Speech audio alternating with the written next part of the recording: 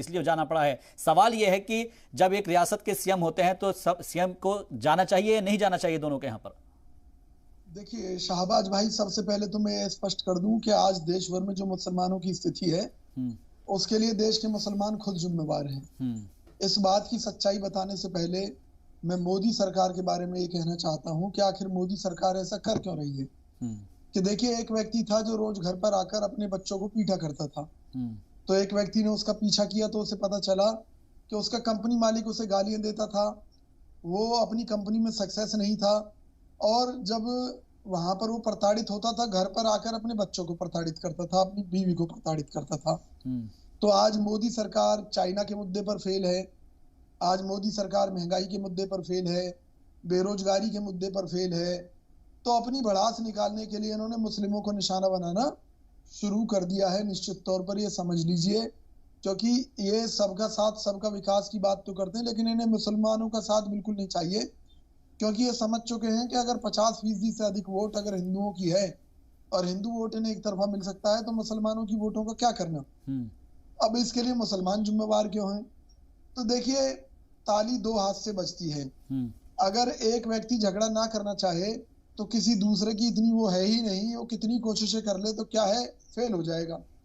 भाई मान लीजिए हमारे देश की सरकार कह रही है, भाजपा के प्रोपेगेंडा टीम के लोग ये कह रहे हैं कि मदरसों में आतंकी तालीम दी जाती है, तो क्यों ना सारे मदरसों में कैमरे लगवा दिए जाएं। क्यों ना इंतजामिया कमेटी जो है इस बात का रिकॉर्ड रखे कि भाई हमारे यहाँ कोई आतंकी तालीम नहीं दी जाती जी। अभी मैं एक सीधी सी बात बताता हूँ, पिछले दिनों मुस्लिम धर्म गुरुओं की बैठक हुई थी जिसमें अपने डोभाल जी भी पहुंचे थे। तो वहाँ मुस्लिम धर्म गुरुओं ने मांग की थी कि जो पीएफआई जैसे संगठन है उन पर बैन लगना चाहिए। एक तरफ भाजपा दिन रात चिल्ला चिल्ला कर कह रही है पीएफआई आतंकी संगठन है, आतंकी संगठन है, आतंकी संगठन है, और फिर सरकार उसे बैन नहीं करती। तो इनकी साजिश को भी समझना पड़ेगा ना मुसलमानों को। ठीक है, तो एक तो जो मुसलमानों के जो नेता बने हुए हैं उनसे मुसलमानों को सावधान रहने की जरूरत है। दूसरा, बीजेपी एक आरोप लगाती है कांग्रेस के ऊपर कि जी मुस्लिम तुष्टीकरण की। तो देश के मुसलमानों को ये बताना चाहिए कि इस देश में केवल मुसलमान ही अल्पसंख्यक नहीं है, यहाँ पर जैनी भी अल्पसंख्यक है, यहाँ पर हिंदू भी कई जगह अल्पसंख्यक है, हिंदुओं के कई वर्ग अल्पसंख्यक हैं। अल्पसंख्यक होने का फायदा केवल मुस्लिमों के कोई नहीं मिलता और बिरादरियों को भी मिलता है, ठीक है, और सारे मुसलमानों को अल्पसंख्यक का फायदा भी नहीं मिलता। ओके, तो आज जरूरत है मुसलमानों को जागरूक होने की, ठीक है, और ये बताने की कि अगर हिंदू मुस्लिम को कितना ही भिड़ाना चाहिए सरकार, लेकिन मुसलमान फिर भी लड़ेगा नहीं। हम मिलकर चलने में विश्वास रखते हैं और अपने आप को पाक साफ रखने के लिए आप टेक्नोलॉजी का इस्तेमाल करें। विजय कौशिक जी वो ये कह रहे हैं कि इसके लिए सब चीजों के लिए कांग्रेस पार्टी जिम्मेदार है। आप कह रहे हैं कि मुसलमान खुद जिम्मेदार है और आचार्य जी कह रहे हैं कि कांग्रेस पार्टी इसके लिए जिम्मेदार है। नहीं, शाहजेब भाई, मैंने ये कहा है जी कि जो वर्तमान में जो मुसलमानों की स्थिति हो गई है उसके लिए आज देश का मुसलमान खुद जिम्मेवार है। मान लीजिए नुपुर शर्मा कोई बयान देती है और उसके भड़कावे में आकर अगर मुसलमान वही काम करते हैं जो भाजपा चाहती है, क्योंकि भाजपा यही तो चाहती है कि मुसलमान भड़के सड़कों पर आए ताकि वो हिंदुओं को दिखाएं कि भाई तुम्हें खतरा है इनसे और तुम्हें केवल भाजपा ही बचा सकती है। अभी भाई शैलेश तिवारी बड़ा सीना ठोक कर कह रहे हैं कि मुसलमानों की दयनीय दशा के लिए कांग्रेस पार्टी जिम्मेवार है जी। तो भाई अगर कांग्रेस ने मुसलमानों का तुष्टीकरण किया था जी, उनको मजबूत किया था, सॉलिड किया था, तो और दूसरी तरफ आप ये कह रहे हैं कि जी उनकी दयनीय स्थिति के लिए कांग्रेस जिम्मेवार है, तो यही मैं कहना चाहता हूँ, बगल में छुरी मुंह में राम राम।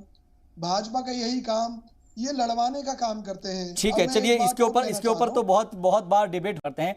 विजय कौशिक जी, सवाल ये है कि जो राय आप दे रहे हैं वो तो ठीक है, लेकिन वो ये कह रहे हैं कि साथ साथ इसको पुलिस के जो थाने हैं, पुलिस थाने हैं, उनसे भी कनेक्ट कर देना चाहिए। ऐसे में सवाल यह है कि अगर आप ही लगातार एक ही किसी चीज को या किसी एक कौम को शक की नजर से देखेंगे और सीसीटीवी फुटेज वहां पर लगा रहे हैं, बहुत अच्छी बात है। सवाल यह है कि क्यों उनके अंदर आप जो विश्वास पैदा नहीं कर पा रहे हैं। कहा कि भाई वहां पर सरकार कैमरे लगाए। मैंने ये कहा कि आज मुसलमान एक माध्यम बन गया है कि अपनी हर असफलता को छिपाने के लिए सारी बात मुसलमानों के ऊपर डाल दीजिए। तो उन परिस्थितियों में आज मुसलमानों का एक फर्ज बनता है जी कि वो सरकार का ये जो प्रोपेगेंडा प्लान है इसको सफल ना होने दें। अगर वो मदरसों पर उंगली उठाए सरकार तो वहां पर कैमरे लगा दें। वो किसी और मुद्दे को वो करें तो उसको लेकर मुस्लिम जगत पहले ही, जैसे मैंने कहा भी, पिछले दिनों धर्म गुरुओं ने मांग उठाई, मुस्लिम धर्म गुरुओं ने कि पीएफआई को बैन किया जाए, जबकि ये काम सरकार का है, क्योंकि जो सरकार के लोग हैं, भाजपा के लोग, वो दिन रात पीएफआई को आतंकी संगठन बता रहे हैं, फिर सरकार ने आज तक उसे बैन क्यों नहीं किया?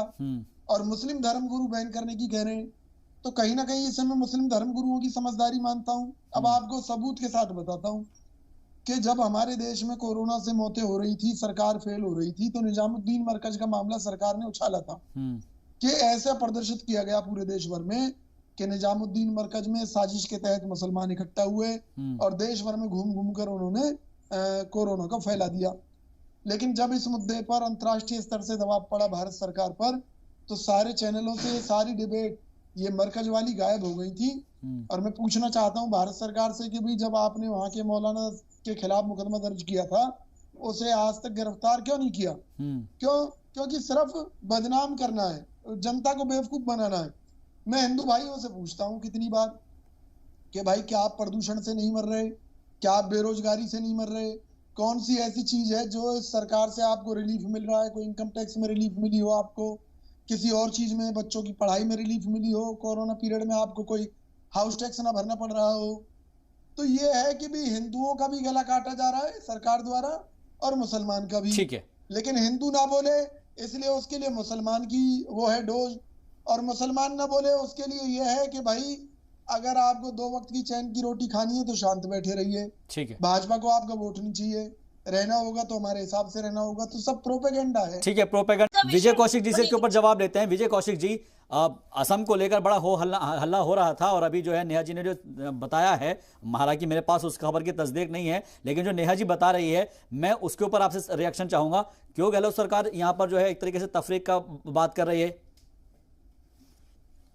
ये भाजपा जो है एक झूठ की दुकान है, याद रखिएगा।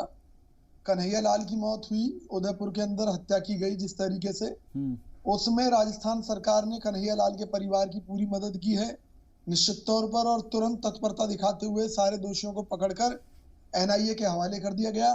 लेकिन आप देखिए ना कि देश किस दिशा में जा रहा है, कि ऑनलाइन वो लोग ट्रेनिंग ले रहे थे पाकिस्तान से। तो भाई ये जो ऑनलाइन आतंकी ट्रेनिंग आज भाजपा राज में चल रही है, इन पर भाजपा सरकार क्यों नहीं रोक लगा पाई? शाहजेब भाई, एक बात बिल्कुल आप ईमानदारी से समझ लीजिएगा कि भाजपा का प्रमुख काम मुद्दों से ध्यान हटाना है। देखिए, राम मंदिर का मुद्दा सॉल्व हुआ तो ज्ञान व्यापी का मुद्दा सामने आ गया, ज्ञान व्यापी का मुद्दा सॉल्व होगा, मथुरा का आ जाएगा। तो इन्हें तो इस देश में झगड़ों को बनाए रखना है निश्चित तौर पर, और उसी में ये लोग लगे हुए हैं, ये जहर फैलाने में लगे हुए हैं। मैं कह रहा हूँ 100 हिंदुओं की मदद हुई होगी और उसमें अगर 2 गरीब मुसलमानों की मदद हो गई, तो आज बीजेपी के पेट में दर्द ये है कि भाई किसी मुसलमान की मदद क्यों कर दी? अरे भाई वो भी तो इंसान है। कांग्रेस पार्टी तो सर्वधर्म सद्भाव के हिसाब से चलती है और काम करती है, लेकिन भारतीय जनता पार्टी क्या कर रही है? मैं ये कह रहा हूँ देश में सरकार भाजपा की है। अगर मदरसों में आतंकी तैयार हो रहे हैं, वहां पर AK-56 मिल रही है, 47 मिल रही है, तो भैया मदरसों पे बैन लगा दीजिए जी। हकीकत ये है कि मुसलमानों को मदरसे खुलवाने की जरूरत क्यों पड़ी? क्योंकि जहां पर सरकार अपनी शिक्षा व्यवस्था पुख्ता रूप से नहीं दे पाई, उन्हें मुस्लिम बच्चों को शिक्षा से वो महरूम रह गए, वहां पर मदरसों की संस्कृति चल गई। अगर किसी पश्चिम देश में या मुस्लिम कंट्रीज में मदरसे नहीं है तो बंद कर दीजिए। मुसलमान को ये थोड़ा, ठीक है, जवाब देते हैं, फिर आचार्य जी के पास जाएंगे। तो चाहता है ठीक है कि उनके बच्चों को अच्छी तालीम मिले, अच्छी बिल्डिंगें मिले, अच्छे स्कूल। ठीक है, ओके विजय जी, मेरे पास वक्त कम है, नेहा जी से रिएक्शन लेंगे, उसके बाद फिर आचार्य जी का रुख करेंगे।